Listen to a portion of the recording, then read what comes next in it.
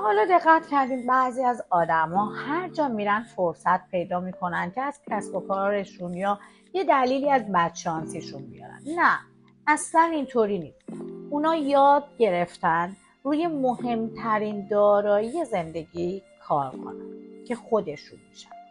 وقتی تو یه مهارتی رو یاد میگیری، وقتی روی شخصیت خودت کار میکنی، وقتی هر روز کمی بهتر از دیروز میشی، کم کم تبدیل به فردی میشی که فرصت ها به سمتش میره. سرمایه واقعی حساب بانکی نیست، سرمایه واقعی تو ذهنه، دانشت، مهارت هاییه که هیچ کسی نمیتونه از تو یاد بگیره. پس اگر امروز روی خودت سرمایه گذاری میکنی، بدون که آینده‌تو داری میسازی. منم دوست دارم اینجا کنارتون باشم و در زمینه کسب و کارتون کمکتون کنم.